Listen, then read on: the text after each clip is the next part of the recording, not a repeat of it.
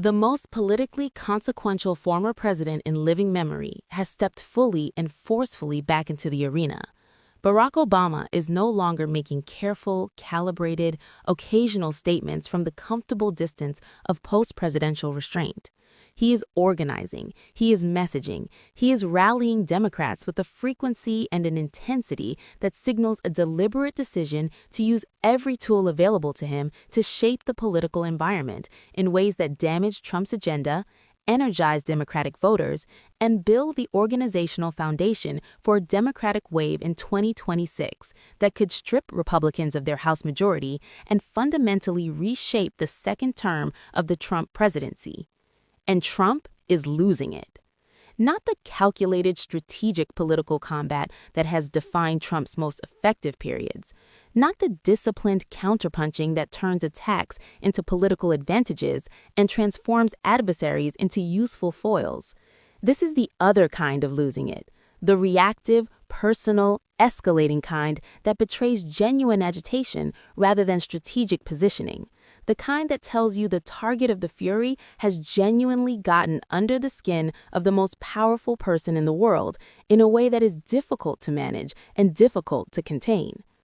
The collision between these two figures, between the 44th president and the 47th president, between the man who represented one vision of American leadership and the man who built his entire political career in significant part on opposing, dismantling, and delegitimizing everything that vision represented, is now happening in the open and at full intensity. And the specific ways in which it is happening, the tools Obama is using, and the reactions Trump is having tell you something important about the state of American politics right now, and about what the next 18 months of the battle for congressional control are actually going to look like. Let us examine exactly what Obama has been doing. What specific actions and statements constitute his political offensive? Why Trump's reaction to those specific actions has been so intense and so revealing? What the strategic logic behind Obama's current level of engagement is, and what the political consequences of this collision between these two figures are for the broader battle over the direction of the country. Obama's return to active political engagement has been both broader and more strategic than a simple decision to start giving more speeches or posting more on social media. It reflects a systematic deployment of the multiple forms of political capital that Obama has accumulated across his post-presidential years. Capital that in each of its forms is uniquely valuable and uniquely difficult for the Trump operation to effectively counter. The first form of that capital is communicative. Obama remains the most gifted political communicator of his generation, a figure whose ability to frame complex political arguments in language that is simultaneously intellectually substantive and emotionally accessible is unmatched in the current Democratic field. When he speaks in complete sentences that build toward coherent arguments. He places current political battles in historical context in ways that make them feel significant without making them feel abstract. He connects policy debates about healthcare cuts and tax policy and institutional integrity to the lived experiences of ordinary Americans in ways that are disciplined and specific rather than vague and sentimental. And he does all of this with a calm authority that stands in stark contrast to the reactive fury that has been characterizing Trump's own public communications in recent months and weeks.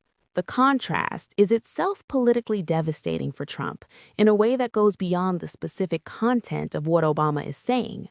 A former president who was calm, articulate, historically grounded, and focused on the concrete impacts of current policy on real Americans, placed next to a sitting president who was snapping at journalists, threatening Federal Reserve chairs, attacking judges, and producing social media posts that are generating concern about presidential stability, is a contrast that shapes public perception in ways that do not require a single explicit comparison to be made. The contrast makes itself. The second form of capital is organizational. Obama has maintained and in several respects expanded the grassroots organizing infrastructure that his two presidential campaigns built. the small dollar donor network that his campaigns pioneered, the community organizing approach that was central to his political success, and the relationships with local democratic organizations and activists across the country that were built during his presidency and maintained during his post-presidential years, constitute an organizational asset that no other figure in the Democratic Party can match. He is now deploying that organizational capital with specific focus on the competitive congressional districts that will determine House control in 2026, directing resources, attention, and his own personal engagement toward races that Democratic strategists have identified as the most winnable pickup opportunities. The third form of capital is the implicit permission structure that his engagement creates for Democratic politicians who have been uncertain about how aggressively to engage with the current political environment. When Barack Obama, a figure whose political judgment has been validated by 2 presidential victories and whose post-presidential popularity remains among the highest of any living political figure, makes a judgment that the current moment requires full and forceful political engagement, it signals to Democratic office holders and candidates across the country that the political calculation supports engagement.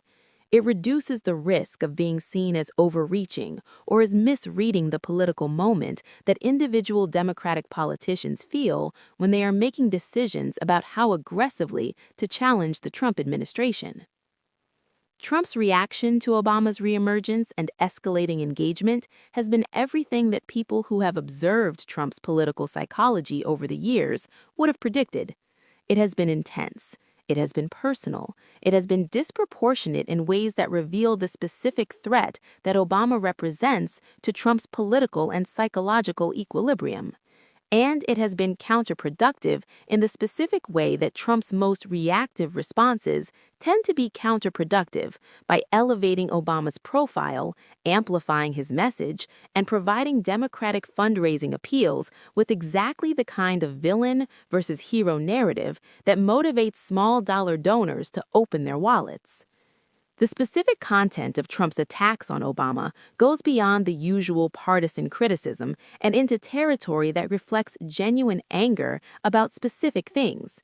The birtherism that launched Trump's political career was always more than a political tactic. It reflected a deep personal animosity toward Obama and an inability to fully accept the legitimacy of Obama's presidency that has never fully resolved itself.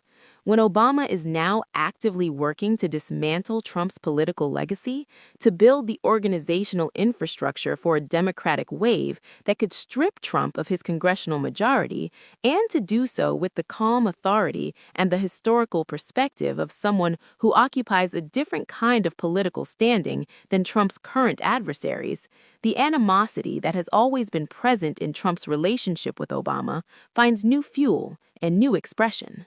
The social media attacks on Obama that Trump has been posting reflect that fuel and that animosity. They are not strategically calibrated political communications designed to achieve specific political objectives. They are expressions of genuine personal agitation that betray more about Trump's internal state than about Obama's political vulnerabilities. They attack Obama in terms that relitigate old disputes, that invoke controversies from a decade ago, that signal a preoccupation with the former president that goes beyond normal political rivalry into something that feels more like an ongoing psychological confrontation with a figure who represents everything Trump has defined himself against. The political strategists on both sides are watching this dynamic with intense interest because it illuminates a fundamental asymmetry in the current political moment.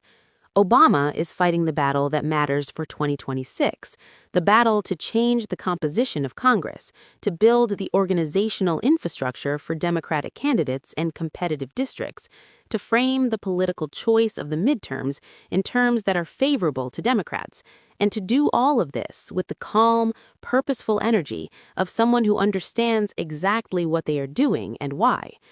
Trump is fighting the battle that matters to him psychologically, the battle to re-establish dominance over a rival who has never fully accepted his supremacy and who is now operating in ways that are genuinely threatening to his political position.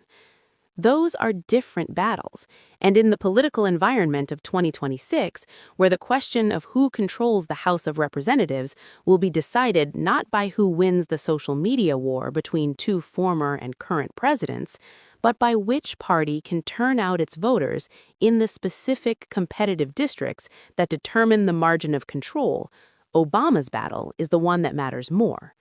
The organizing is real, the fundraising is real, the candidate recruitment support is real. The framing of the political choice facing American voters in 2026 in terms that connect healthcare cuts and tax policy and institutional integrity to the lives of ordinary Americans in specific competitive districts is real and is being executed with a discipline and a focus that the Trump political operation is finding very difficult to counter effectively. Obama is trying to end this chapter of Trump's political dominance by building the political conditions for a Democratic House majority that would fundamentally transform the governing environment of Trump's second term. He cannot end Trump's term, but he can end the congressional majority that has been the enabling condition for the Trump agenda, and that is exactly what he is trying to do. Trump losing it in response is the most revealing possible confirmation that Obama's strategy is working. When the most powerful person in the world is spending his political energy attacking a former president who is methodically building the organizational infrastructure for his political defeat, it tells you everything about who is winning the current phase of the battle for the direction of American politics. The former president is in the arena, the sitting president is losing it, and the 2026 midterms are taking shape in ways that both of them understand are going to matter enormously for what the final chapter of this particular political era actually looks like.